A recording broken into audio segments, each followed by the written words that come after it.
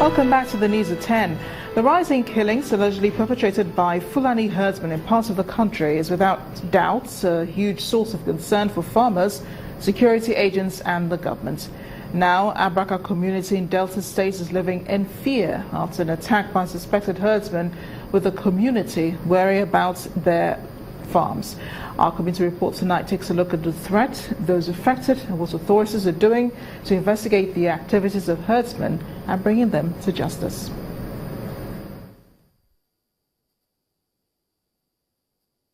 Etisola, now you're talking.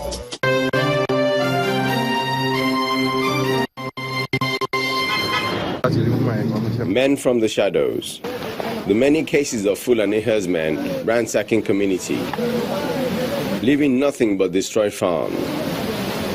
Farmers in tears, left with bitter tales of what they have lost. I borrow money here and there. I came on Sunday. On Monday, when I saw many cattle eating my rice. There is nothing I can do. As if pillaging farmland is not enough, there are also cases where people are left to bury their loved ones following attacks by the herdsmen. It's the turn of Abraka town in Delta State in the south-south to feel the wrath of the herdsmen. And this family is feeling the pain. Their breadwinner has been killed, leaving them hopeless. His body was discovered at this spot on his farm. The killing has made those who were too afraid to speak come out of their shells.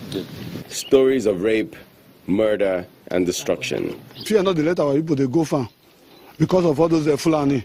Their problem are not too much because say like the ammunition way that they carry with the community, we not face them. They chop our things. Every cassava, if they not see glass chop because it's not spray everywhere chemical. They not see the root of cassava. They give their number they chop. To call farm now, only you call for fear not go let you call because if they meet woman, not to rape her. See all this thing water they pump the ugo. There is four corridors scatter and cut the pipe. The watermelon they not people for granted. They don't use now scatter everything.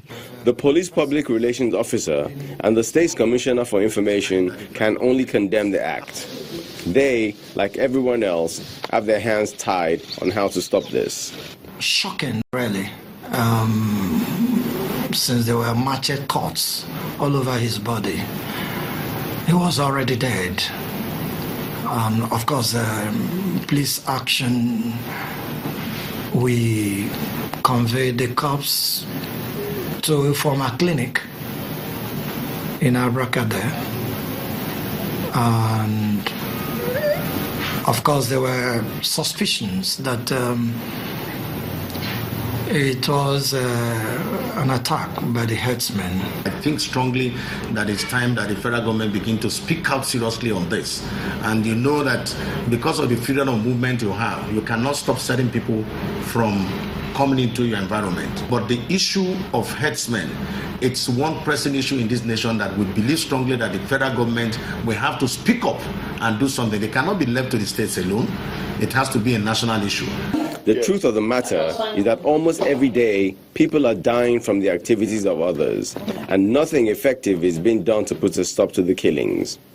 The tears of those who have lost out will dry up, and hopefully they will not be replaced by a need for vengeance.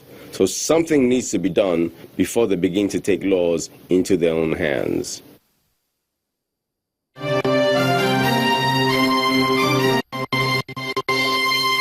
Etisola, now you're talking. More reactions to the Senate Executive face-off. A senior advocate of Nigeria, Mr. Femi Falana, has asked the presidency to adopt decisive measures to terminate what he describes as the reign of impunity in the National Assembly. In a statement sent to our judiciary correspondent, Shola Shrieli, Mr. Falana criticizes the decision by the Senate not to screen the 27 newly appointed resident electoral commissioners until Mr. Ibrahim Mago is removed from office as the acting chairman of the Economic and Financial Crimes Commission. He also says the summon issued to the chairman of the Presidential Advisory Committee Against Corruption, Professor Ishe Sage, for allegedly criticizing the Senate was informed by the atmosphere of impunity in the Red Chamber. The senior advocate further described the purported suspension of Senator Alindume as the height of the serial illegality in the Senate. We'll switch gears now to talk business news. Here's Belinda Akilami.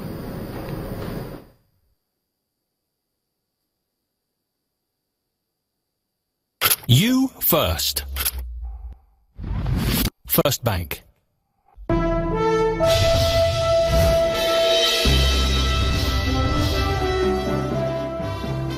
Many thanks, Amarachi. Welcome to Business News. The federal government, through the Debt Management Office, has listed over 2 billion naira of its Series 1 savings bond at 13.01% on the Nigerian Stock Exchange. The Director General of the DMO, Mr. Abraham Wanko, describes the initiative as a headway for retail investors in the Nigerian capital market. Of bids, there were about 2,575 bids. But the important thing is that about 95% of these bids were from individual, ordinary Nigerians.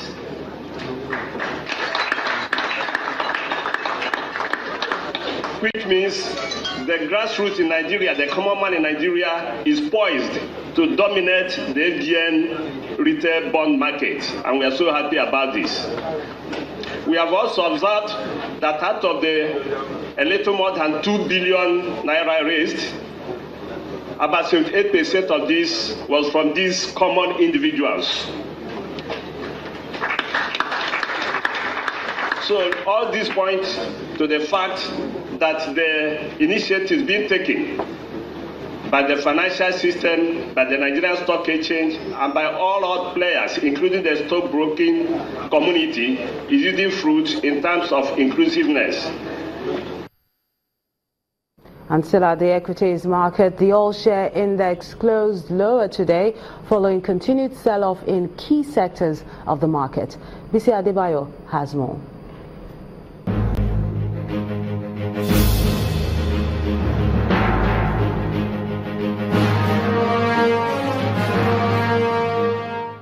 Heavy price losses from key banking and industrial stocks pushed the all-share index lower by 0.55%, despite a positive market breadth at the close of midweek trading.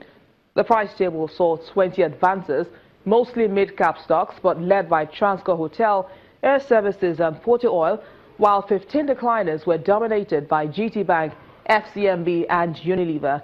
In contrast with Tuesday's transaction, Wednesday's trading garnered a slightly lower volume of 771.65 million shares, sold in 2,703 deals for over 2.61 billion naira.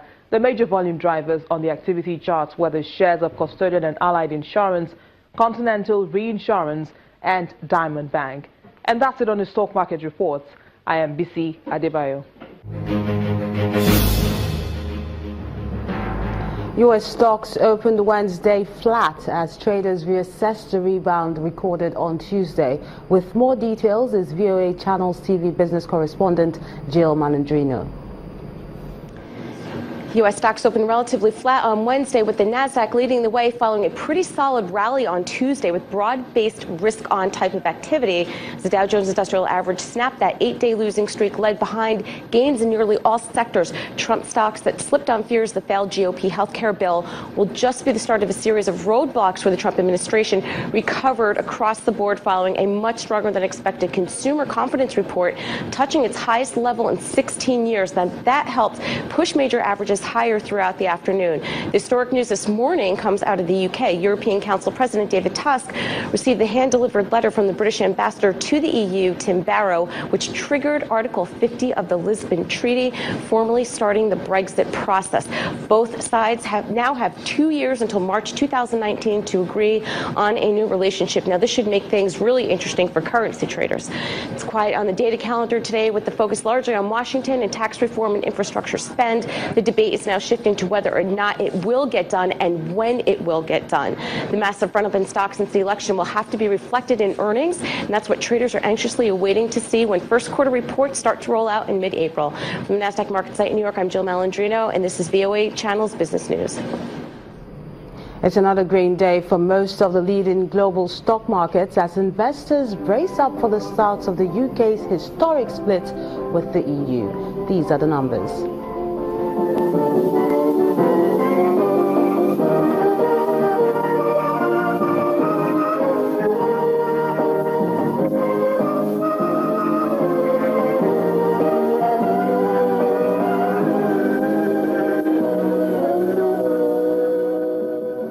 And that's Business News. Thank you so much for watching. I'm Melinda Akinlami.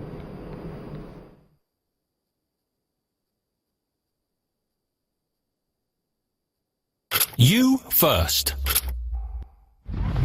First Bank.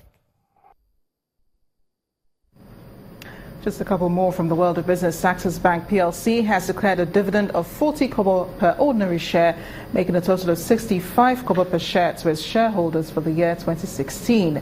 At the bank's 28th annual general meeting in Lagos, the group managing director, Mr. Herbert Wiwe, said despite the challenging economy, 2016 was a year of progress for Access Bank, as many of the strategic choices the bank made over the years were validated when tested by the economic recession. Access Bank shareholders turn out in their numbers for the bank's annual general meeting in Lagos. Alongside the bank's management officials and regulatory authorities, it's straight to the business of the day, which includes the adoption of the financial report for the year ended December 31st, 2016, which shows, among other figures, an increase of 8.5% in the bank's profit after tax, from 65.9 billion naira in 2015 to 71.4 billion naira in 2016. If you look through our numbers, you'll find out that our gross earnings moved up. It was hampered by increased impairments, which we took, and all of that. The core numbers show a growth. All right, Access Bank continues to grow stronger and stronger and stronger and stronger. The shareholders appear happy with the financial records and perhaps happier with the proposed dividend of 40 kobo per ordinary share, making a total of 65 kobo per share for the year ended. And the shareholders voted in favor of this. What one will say is that given the challenges in the economy, it's not a bad result. Every year we have an AGM, they used to declare dividend, and their performance is always good. In donation, they are very kind and generous. I will advise other shareholders to buy more in Access. We've continued to show profitability in spite of the difficult times and because of the sectors in which we've been exposed to, and the fact that we continue to push our retail business, which has grown and is now about 8 million man strong in terms of customer base. We have about 4 million virtual customers, and so by definition, the sheer scale of the institution is making us to show more and more profitability. The group managing director adds that with Access Bank's diversified banking model, robust balance sheet, and solid management team, the bank will continue to maintain improved profitability and excellent banking service. The Transnational Corporation of Nigeria PLC has promised to deliver value to its shareholders in the coming year. Speaking at the company's 11th annual general meeting, the chairman, Tony Lumelu, explained that although 2015 to 2016 was a challenging year, the recent stability in oil price and the increase in local production will bring about better proceeds in 2017. Gathered here are directors, officials and shareholders of Transnational Corporation of Nigeria PLC. And they're here for the 11th annual general meeting, a time for shareholders to know of the financial position of the company. Will anyone against this motion please signal by raising their hand? It's also an opportunity to take stock of how the company has fared, the challenges faced, as well as the plan for the future. The greatest contribution of the company is in one of our subsidiaries, the power company. The power company capacity has increased, generating capacity has increased to over 620 megas per day. But because of the gas constraint, we can do about 500 and something, but we have capacity to do something megawatts. And actually, by June this year, we will take our production generation capacity further to over 850 megawatts. Also doing the upgrade of the hotel. So far, we have gotten some floors already ready and released, and I want customers to experience the new upgraded rooms in the hotel, and all of this will contribute positively to our results for 2017. Shareholders also take time to express their confidence towards the management of the company. We have discovered that Transcorp is a great company for a great nation, which is Nigeria, and it holds the future of entrepreneurship in Nigeria. We have gotten the assurance that if government is able to release the funds that are being owed them, then of course to boost their liquidity, and of course it will enhance return on investment to shareholders. Transcorp is a leading diversified conglomerate focused on acquiring and managing strategic businesses that create long-term shareholder value and socio-economic impact. Still ahead of the news at 10, Nigeria Basketball Federation confirms April 10th date for commencement of the 2017 Women's Basketball League. More coming up in sports news. Join us again.